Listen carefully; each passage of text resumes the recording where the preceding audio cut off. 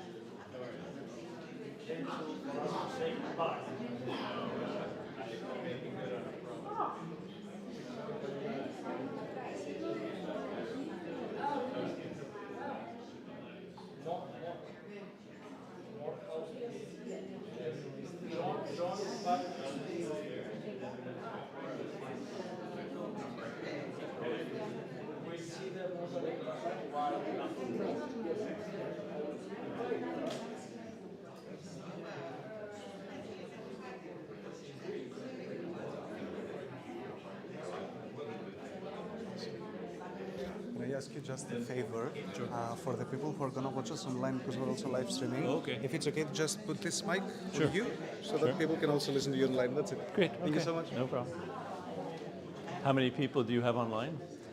For now, I think around 10 people are waiting. So yeah, so we'll see. Yeah. Okay. Thank you so much.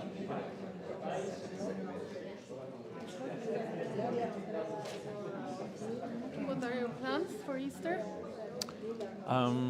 I think we're going to go to Dubrovnik. Is this what we're thinking about? Yeah, I think so. Although, I have to tell you one thing. Yes. Before I went there, I received so many information and I've read so many books on how amazing it is that I was slightly disappointed. Like my So I haven't read expectations anything. went. Okay. So you will like it. Okay. No, it's because it's really different from what you can see in in other places. Yeah. So it's beautiful. But good idea. I'm staying here with my daughter. Okay. On 25 this month, April, the Slovak ambassador, Yes. we are friends here in Norway, invited me at the Litra Palace to present this study to the bicommunal Bicommunal political parties group. Okay. Yes. For 10 o'clock, 1 o'clock, 3 hours. Great. Great. You have the pleasure to come. If I can? If you find it proper, Yeah. there will be the political parties, the Greek people, the Turkish people. What date? 25, Friday. I will be away. I'm going to go away. Next week I'm going to be away. Okay, it is. They tried to find a day where there is no Bayrami, there is no Pascha, there is no blah blah blah blah. Yeah. And they find the 20. But there's still school holiday. One more week. Anyway, okay, I will be there for 3 hours talking to these people. Good. It's a good group to talk to. And it's good for you to know this, that you will know now about how was Cyprus, the population, there was mixed people. Yeah. Yeah. It's very good. Very good. I'm glad to hear. Shall we? Sure.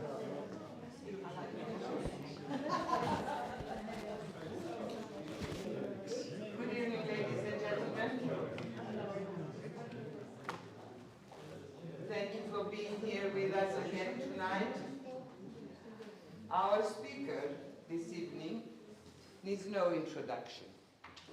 Colin Stewart is practically every night on television and in every newspaper in Cyprus, and everybody knows him. So I'm not going to introduce him, apart from the fact that we all know that he is the United Nations Secretary General representative, and somebody that has put a lot of effort and his soul in trying to help us, and a very, very good friend of Cyprus. So without further ado, I'm going to give you Colin Stewart, who will talk to us about steps towards the mountain. Mountain being, well, we'll find out.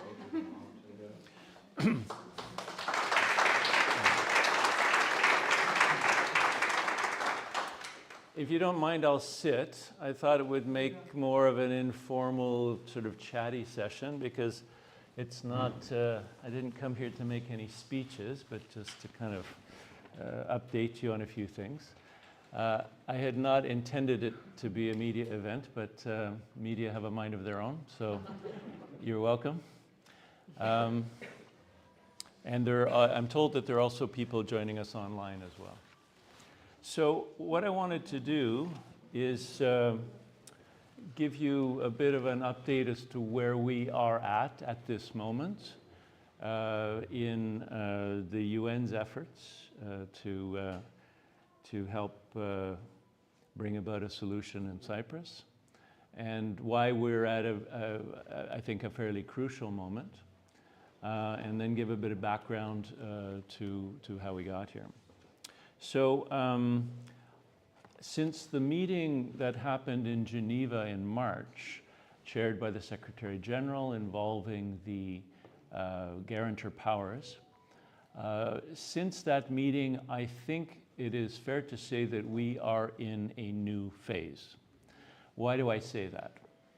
We have something now that we can say is a continuity of engagement that we have not seen since 2017. This started in early 2024 with the naming of an envoy who produced a report for the Secretary General, which has not been released and has not been leaked, surprisingly. But based on that report, the Secretary General convened the two Cypriot leaders in October in New York.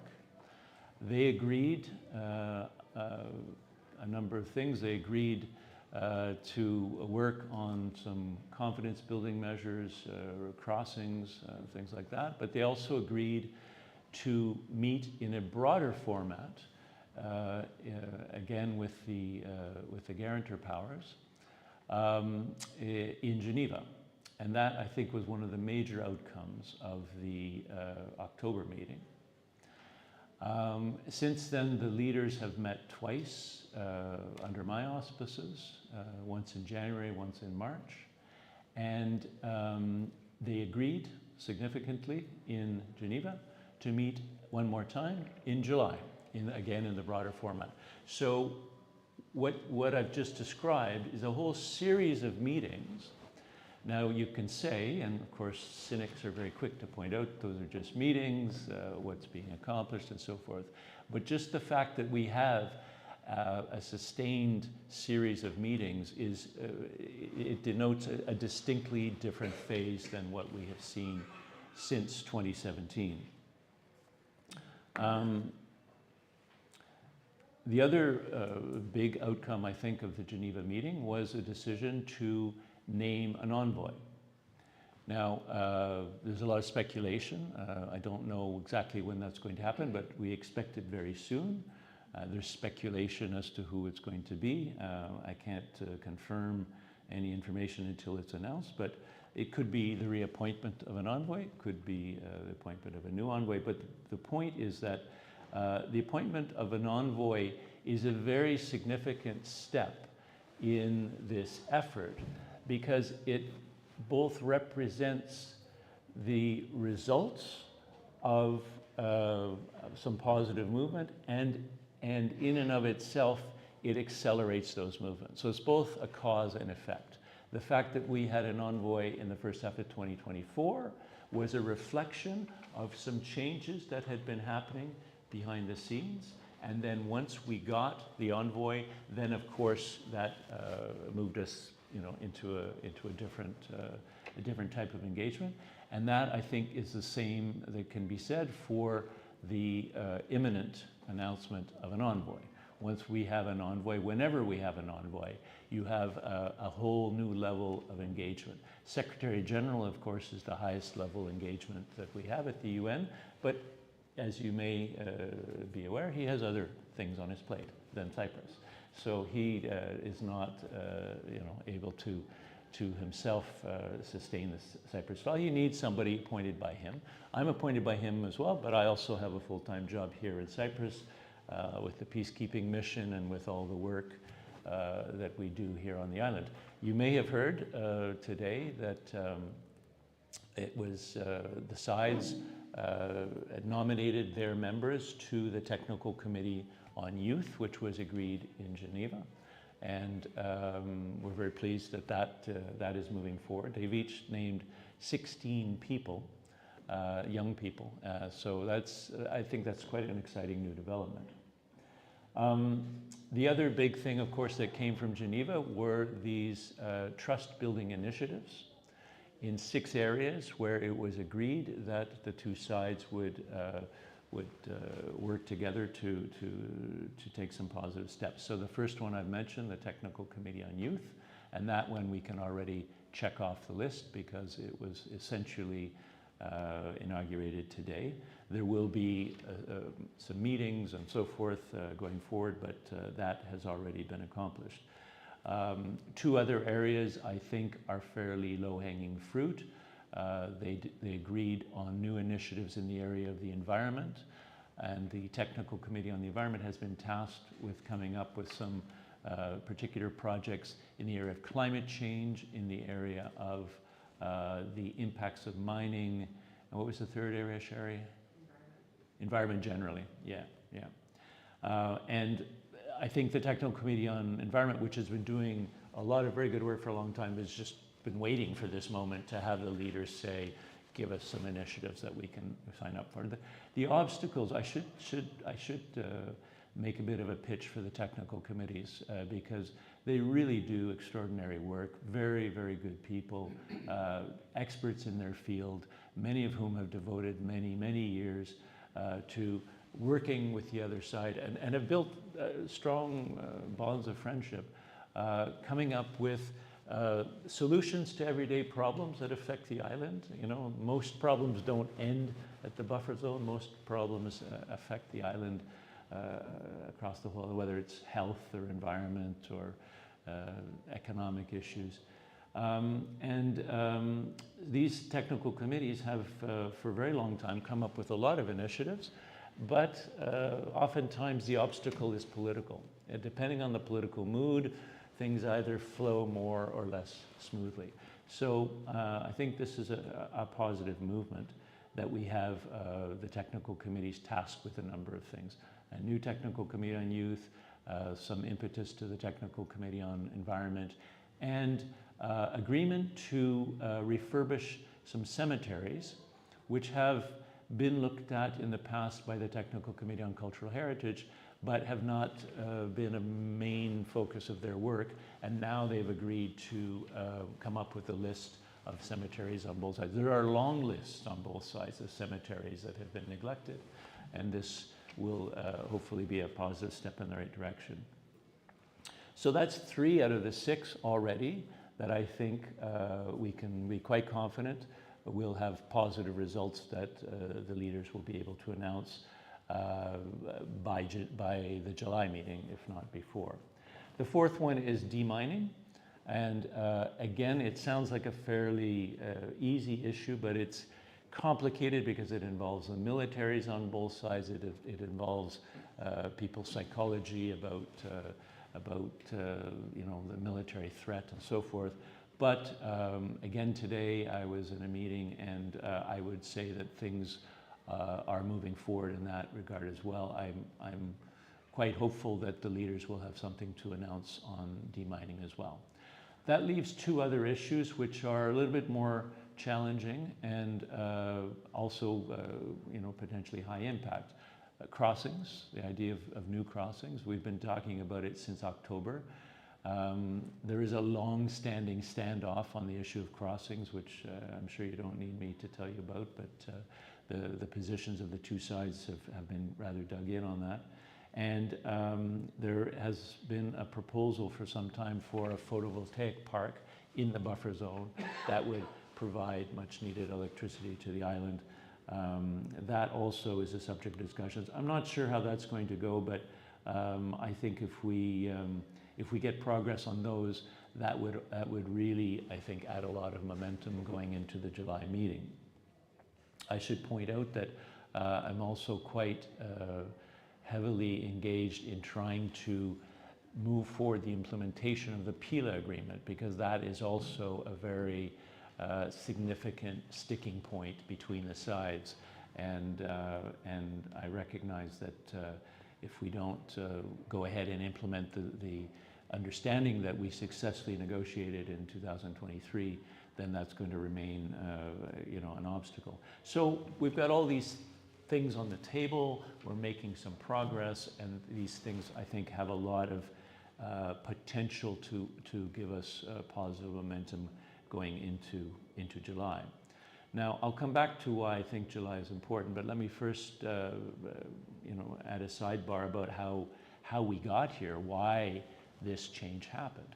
Well, a number of things that, again, I'm sure you're aware of. One is the rapprochement between Greece and Turkey, which I think is a very important part of the background.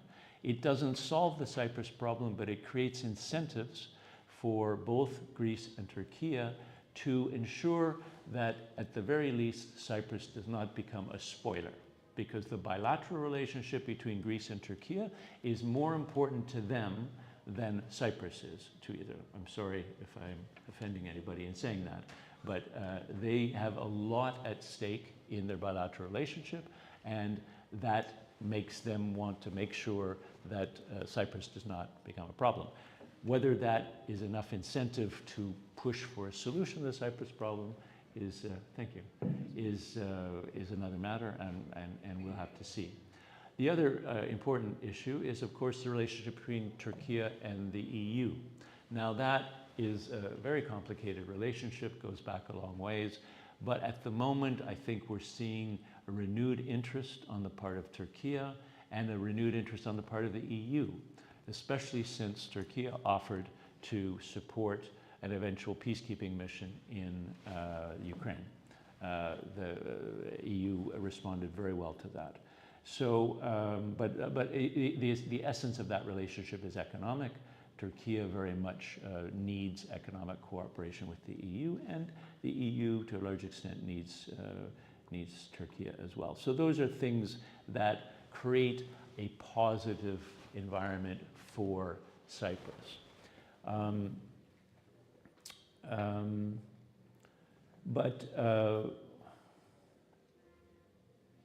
Sorry, I skipped something in my notes here. Let me continue with my current line of thought. I think the other important thing to mention is that the passage of time since 2017 is also important. 2017 was a tremendous disappointment to anybody who cares about Cyprus, obviously. And from the Turkish and Turkish Cypriot perspective, it was a great letdown. They felt betrayed. They felt that they were left hanging at the table. I'm just conveying how they see it. But on top of 2004, which, as we all know, is also a big disappointment, particularly for the Turkish Cypriots who voted in favor, what happened after 2017 was a big pullback on the part of the Turkish Cypriots, on the part of Turkey. And it has taken 8 years, or 7 years if we think of last year, for them to even be willing to take some steps back to the table. And I think realistically what we have to understand at the moment is that there is no quick fix. There is no, major breakthrough that's going to happen that's going to solve the Cyprus problem all at once. We have to be realistic that this is going to be a step-by-step process because of the shaken confidence of the past, which has only, I think, gotten worse over the last few years. It certainly hasn't helped that the government in the north has taken a position against any kind of reunification. But this is where the title of this talk came from. We are not talking yet about the solution. We are trying to get back to the table, or get to the table, depending on your perspective, where they can actually sit down and negotiate the solution. That is the mountain. Before we get to the mountain, we have to get to the mountain. And so when I say that we are in a positive moment, what I'm saying is after many years of inaction, we are now starting to take steps towards the mountain, and that should be celebrated. But don't have any illusions, we're not yet at the mountain. Now, another sideline is, well, how big is the mountain? And I think that depends on your point of view. From some perspectives, the work that was done in 2017 really addressed a lot of the more complicated technical issues. And regardless of where things go, a lot of that is a wheel that doesn't have to be reinvented. So theoretically, the Cyprus problem could be solved relatively quickly. There are a few major political decisions to be made. But whether or not that will happen, I can't say. I can't say that we're any closer today to solving the Cyprus problem. I can just say we're moving towards that mountain, and who knows how big that mountain is. We are also getting signals, and this is part of this new mood, that the door is not closed to a mutually acceptable way forward. Now, you can look at that and say, well, really, what does that mean? I think it is very significant, and it's something that I have been hearing the entire time I've been here, more than 3 years now, from the Turkish Cypriot side and from Turkey, that the door is not closed to a settlement that would,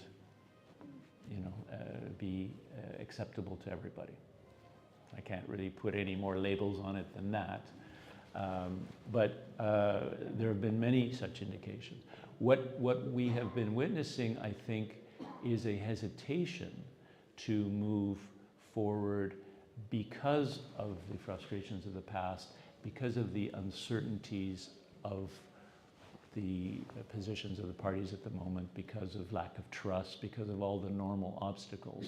But the door, this is something it's been very clear to me the whole time. The door is not closed to a settlement, but time is running out. And I'm actually pleased to hear that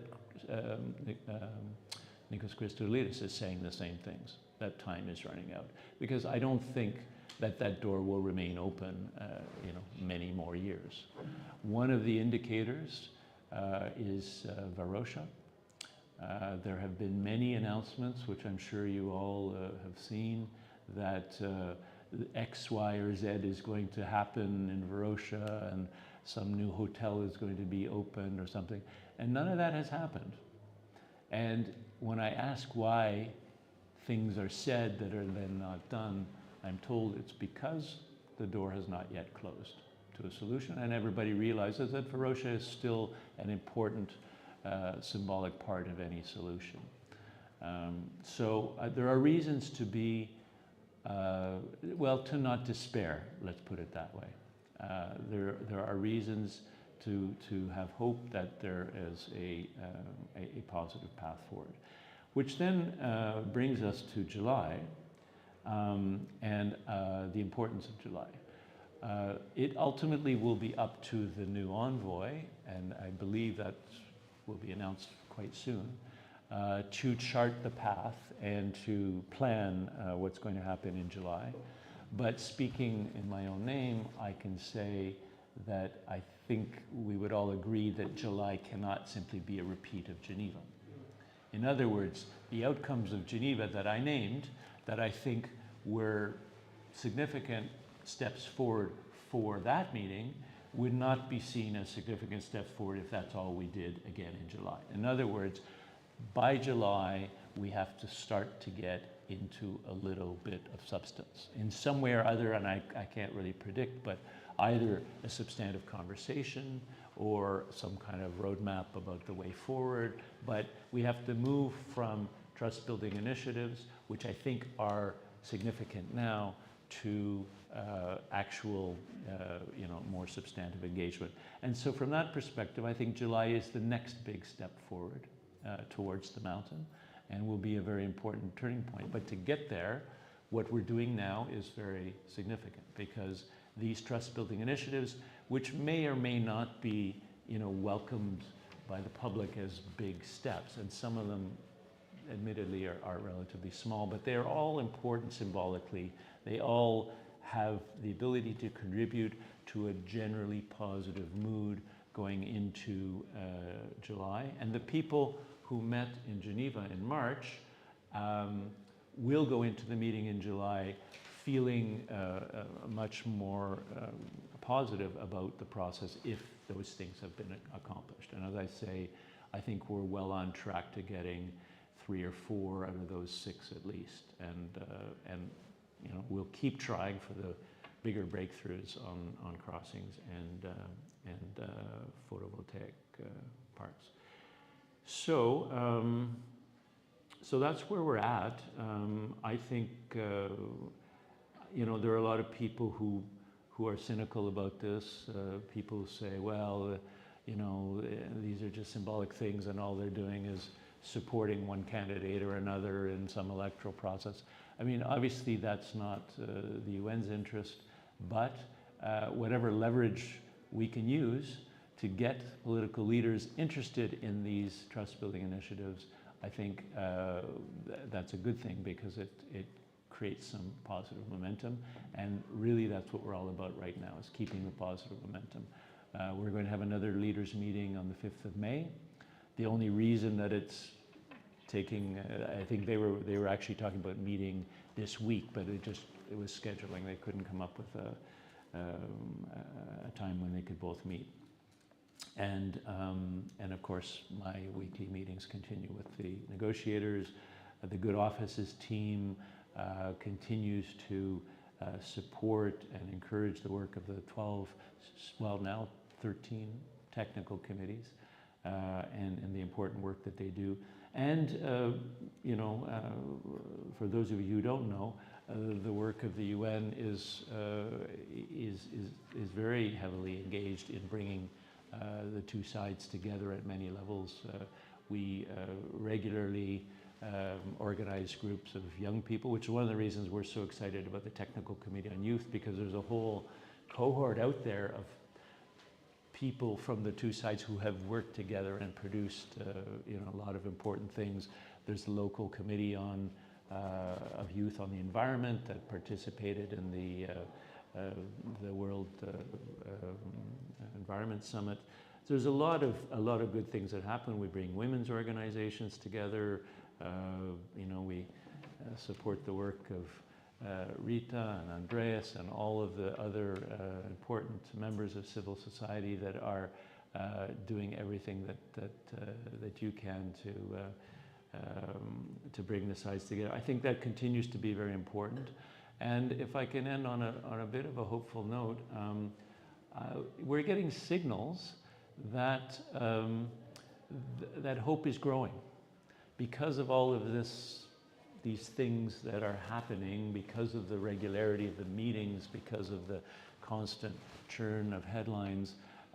We're getting signals, and I'm looking to get this verified, so please let me know what you think, but that the pro-solution movement in civil society is now seeing a little bit of light at the end of the tunnel that's encouraging people. I'm told that some of the demonstrations that have happened in the north have involved people who are motivated by pushing for a solution to the Cyprus problem. So Let's see. But I think for the first time in the 3 years that I've been here, I can say that we're at a fairly positive moment, and that I can see quite a series of positive steps ahead of us. Let me leave it at that, and look forward to answering any questions that you have.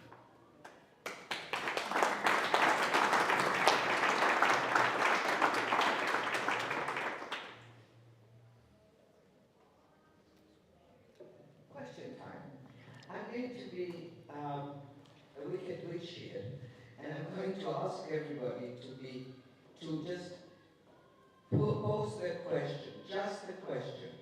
No explanations, no introductions, please, just straight to the question, so that we give a chance to everybody to ask to place their questions. Okay? Now, any questions? Straight to the question. My question is, how was the youth technical committee chosen?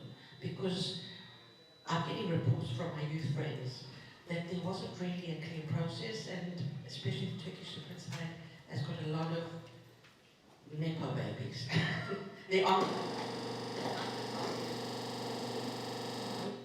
So I'm just asking, was the process the same as the Gender Equality Technical Committee, that there were criteria and people were just appointed, or was there actually a process? Well, like all technical committees, the members are named by the leaders. So the UN, of course, facilitates and provides premises and supports that, but it is always the case in the technical committees that the leaders choose who represents them, because it's a part of the formal track 1 process. The track 1, the negotiations between the leaders, this was created as part of that. So the members of the technical committees are just, in a way, like extensions of the negotiators and so forth.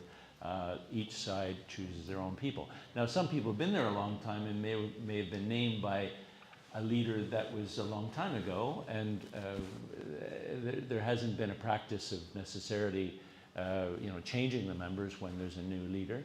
But new leaders, add their own people, sometimes change the co-chairs.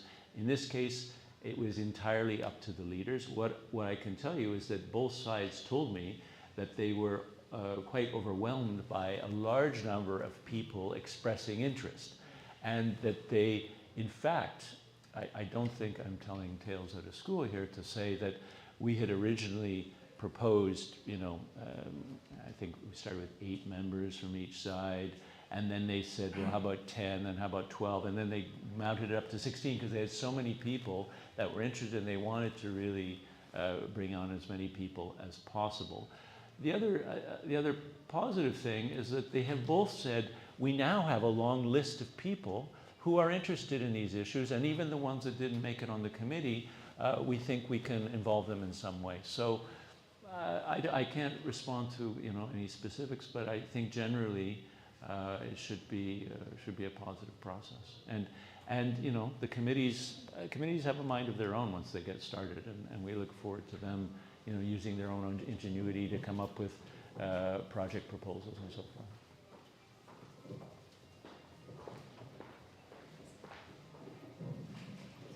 It seems that the opening of 4 more checkpoints is proving extremely difficult.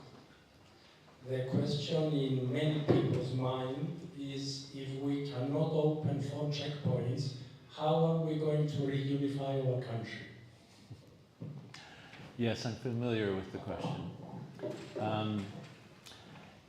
I don't think it's a fair question, because the issues that confront us on sometimes even the smallest issue are the same issues that confront us on the whole Cyprus problem. In other words, to solve a little issue, whatever it might be, a crossing point, for example, which is not insignificant, but you get involved in issues that deal with recognition, that deal with sovereignty, that deal with authority, and those are the stumbling blocks to the Cyprus issue. And they're people who come to me with grand ideas for confidence building measures, for example, on hydrocarbons, I say to them, you know, it probably take the same energy to solve the Cyprus problem as it would to solve this particular problem. Why don't we solve the Cyprus problem and all the other ones go away? It's challenging, the issues that the obstacles that we confront on even the smallest issues, but this is the Cyprus problem. And so I do think that it would be very positive to get a crossing point, to get some crossing points agreed, because it would show that will to overcome the obstacles, and that would give us a lot of momentum going forward. But I don't think it's necessary.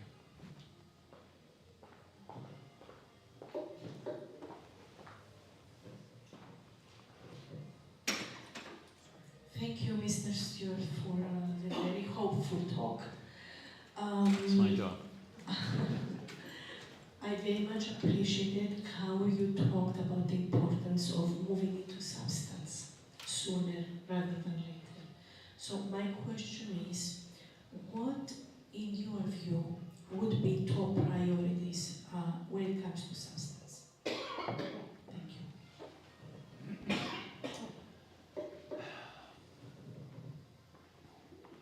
Look, I think it would be unwise for me to start speculating on the issues of the Cyprus problem, because we're not there yet. And we haven't had any conversation. Anything I might say would be no different than what somebody might have said a few years ago, because there has been no real discussion of the Cyprus problem per se. Certainly no discussion between the sides. I think it's important to realize that before we can get to those issues, the analogy of the steps towards the mountain, it's not just a logistical map I'm talking about. It's a building of confidence. It's about creating the space. Because we cannot imagine today a conversation between, you know, the current actors under the current conditions about the Cyprus problem. They're not there yet. They can't even agree what to talk about. So this idea of moving towards the mountain, that's why it's so significant, because we have to build that confidence. We have to create that space, create that environment, so that we get to the mountain, we get to the negotiations, and then finally can stop. It's not on my radar right now. And as I'm retiring in August, I don't think it's likely to be on my radar. But it will be hopefully the work that the envoy can carry forward. Thank you. A follow-up on the technical committee for the youth, which you have to admit is not a very sexy title. I have a cheeky question. Why not set up a technical committee for the oldies, my generation? Because it seems to me it's my generation of Cypriots that are the most recalcitrant when it comes to admitting that we need a solution. Well, we have 12 other technical committees that are in which oldies are well represented, and recalcitrants are well represented in those other committees. I mean, it's up to the leaders. We would love to see many more technical committees. But we think this is a positive step forward, because youth has such an important potential to generate that sort of groundswell, the grassroots. And we know there are many youth groups out there as we speak that are doing wonderful things to try to move things forward. This will turbocharge them, because it gives them a platform. They speak in the names of the leaders, because they've been named as the leaders. They can come up with initiatives, and they can make project proposals to the EU for funding, because the EU supports the technical committees. So I think there's a huge amount of potential. I take your point, you know, that we have to somehow reach the people who are less inclined. That has always been the challenge, I think, in the Cyprus problem. And I don't have any particular secrets how to do that. I think really Cypriots hold the answer. You know, there are Cypriots especially people like the people in this room who are very dedicated to finding ways forward for the Cyprus problem. And the challenge has always been, how do we enlarge that group? How do we engage with the people who, out of fear or out of ignorance or out of politics, are not as supportive of a solution as they could be. Thank you, Mr. Stewart. My question may not have an answer, but I'll ask it anyway. Then I may not have an answer either. Given that the big picture of the world order is now extremely liquid, in your opinion, and given your ethnicity, you would have a very clear perspective. What, in your opinion, would the effect be on the journey to the mountains? Sorry, what was the last part? What would affect? What would the effect of the current world order, the fact that it's so very liquid, what effect will it have on your work to get to the mountain?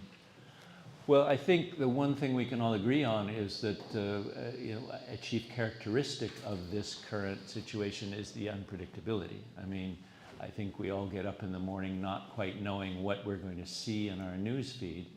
And as the Secretary General pointed out, he convenes annual meetings of his heads of mission and gives us a bit of a pep talk in his view of the world. I thought it was really quite brilliant this year. He said, we're going to face huge challenges in many, many areas. The entire international order is facing challenges, but unpredictability also brings opportunities that we cannot foresee. And so the challenge for us is to, be resilient in the face of the challenges and to, stick to our principles, stick to our guns, but not close our eyes to the opportunities that will arise. That's the nature of unpredictability. It works in both ways. And so they're hopefully, many of the world's conflicts are resolved when something unforeseen happens that shakes things up, because conflicts kind of get deeply rooted, as we know very well. And so I can't rule out that this turmoil might create some new circumstance that would present an opportunity to resolve the Cyprus problem. I think that's entirely possible. Being consistent in my hopeful approach. Have you enjoyed the challenge of being in Cyprus? Every minute. Well, not every minute, but most minutes. No, it's been an extremely rewarding challenge, I've drawn a great deal of encouragement and hope from the people that I see, people like the people in this room who, have devoted their whole lives to the Cyprus problem. And I'm an interloper, I'm here for a short while, do what I can. I represent an organization that really does care about trying to find a solution. And to me, it's been very rewarding to be part of that conversation and think about ways forward. And I remain hopeful. I mean, when I took this job, part of my induction was to meet with a lot of people who had been in similar roles in the past. And there seems to be a kind of a standard trajectory where you arrive in this role full of hope and optimism and see all kinds of opportunities, and you get beaten down, and after a few years you say, this is never going to be solved. I don't feel that way.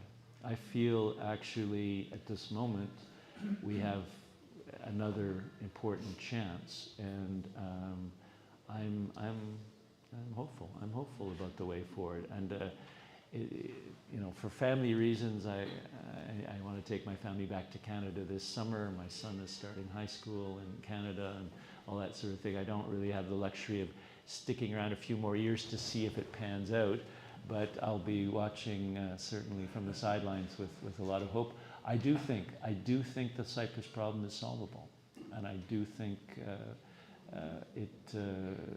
there's a lot of people who want it to be solved, and that gives me hope.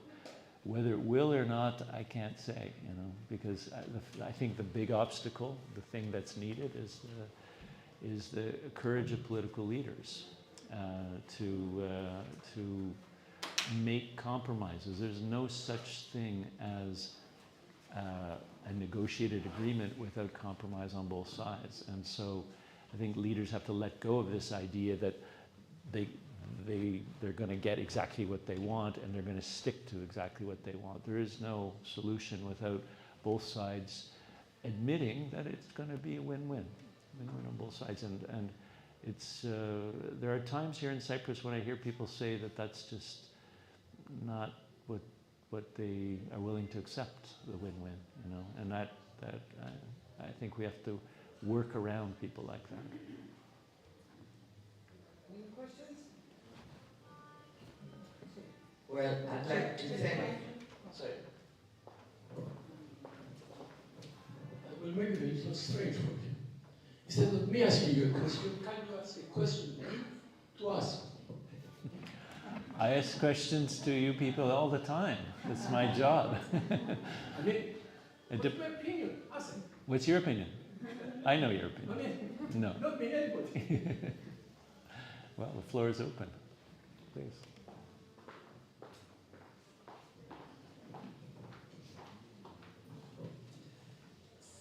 Some people say that the United Nations has been very successful at keeping the peace in Cyprus, but perhaps not so successful about making peace. How do you feel about that? I feel strongly about that. First of all, it's not the UN's job to make the peace. The UN is here to facilitate and help Cypriots solve their problem. It would be the utmost arrogance for the UN to say we're here to solve the Cyprus problem. That's an impossibility.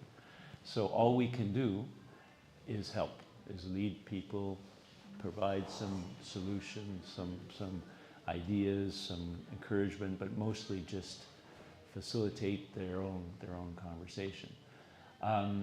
As to keeping the peace, I think it's a necessary part of the equation. If we weren't keeping the peace, it'd be much, much harder to have any conversation about solving the problem. And that's the duality of our presence here. We keep the peace, and by the way, it's a very, very busy peacekeeping mission. That's every day dealing with issues in the buffer zone, most of which you don't hear about because they're relatively small issues, but every single issue it's like a spark in dry grass that can blow up into a big issue. I get phone calls from foreign ministers complaining about some farmer in the buffer zone, if you can believe it. These things take on a life of their own, not even to mention the military challenges. And we're going through a period of military buildup on the two sides, which I think is very worrying. So the peacekeeping mission is actually very busy maintaining stability, maintaining the military status quo, protecting the integrity of the buffer zone. And one of the big challenges to the integrity of the buffer zone we have these days is from civilians who think they can set their own rules and they can just go and re-inhabit their houses in the buffer zone if they see fit without any regard for what the UN's authority is. And we're having a conversation right now with the Republic of Cyprus about the need to support the UN and the implementation of the UN's mandate. But so you have the peacekeeping mission, you have the work of the good offices, which is not just about supporting negotiations, but is about creating conditions for those negotiations through all the bicommunal activities that are done both by the good offices mission and the peacekeeping mission. So it's not in our hands to solve the Cyprus problem, but I think, and of course I'm biased, but I think what the UN is doing is successfully creating conditions so that the leaders can sit down and have that conversation. Now, whether those leaders are capable of making a decision, I think is really out of our hands. And I know the Secretary General feels the same way. Any other questions?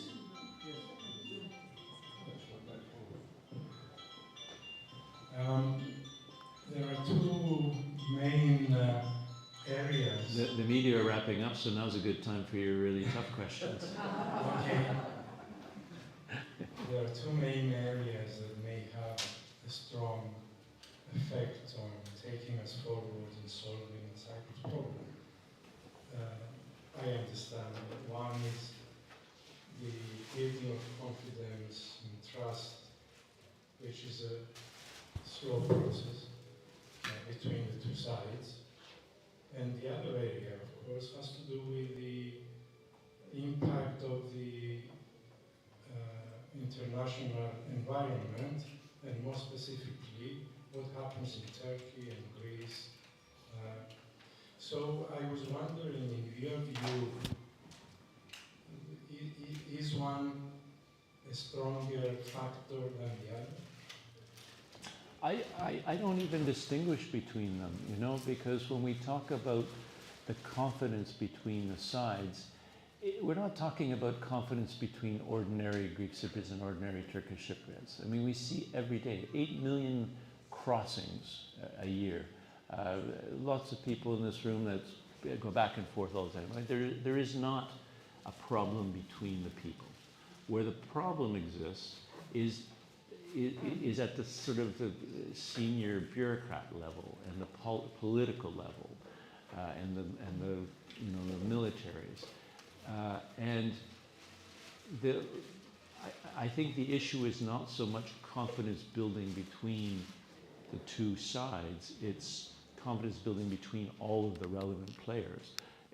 Mr. Tatar makes no secret of the fact that, you know, he gets his talking points from Ankara. So, you know, having Ankara feel confident in moving towards a deal is as important as having Greek Cypriots feel confident moving towards a solution. So I think it's really one package. It's not really two separate things. I think the more we open up contacts between the sides, for example, I've been a strong advocate of greater trade between the North and the South, because I feel that if you integrate the economies, you create the conditions for the eventual, coming together at the political level. And what's happening in the absence of that is the opposite. The North is becoming more and more dependent on Turkey and more economically integrated with Turkey, and that creates obstacles to a mutually acceptable solution on the island. It makes it harder in the long run to envisage an island that's reunified. I think it's really one problem of confidence, and it goes back forever, of course, but in recent history, 2004, 2017, these letdowns, these great disappointments are now the obstacles that we have to overcome. But the hopeful thing is that time heals wounds, and that we're seeing signs that things might be ready to move back in the right direction. And let's not miss the opportunity this time. If we get them back to the table, we have to really treat it like it's the last possible opportunity, because it may well be. Is there a magic potion to give them to change their political intent? That's the question. Because we can do all we want, but at the end of the day, that's their decision. So how do we help to change their political intent? Well, you live in democracies, and you should have some ability to influence your leaders, and you should use all the tools at your disposal. Democratically, civil society, media, everything. I know some of you spend your whole lives trying, and Magda, you're not somebody who needs to be told to do everything that you can. But it's understandable that people feel deflated. That it's something that I think has characterized the pro-solution movement in the time that I've been here, is just this fatigue, this sense that that there's nothing, there's no return on investment in moving forward. But it's people like you guys who never give up that keep the flame alive, and moments like this where we have the opportunity to build that into a bigger flame. I think that's hopefully some encouragement. Right, Andres? Encouraged? Well, thank you very much, Colin. The meeting is now. Will everybody join me at the foyer for a glass of wine and to attack Colin more? Thank you. Is that okay? It wasn't very controversial. Not at all. So Thank you. I'll just take Oh, the of mic course. off of you. No, I'm keeping this. Otherwise, I'm going to be watching you forever. It's not fair.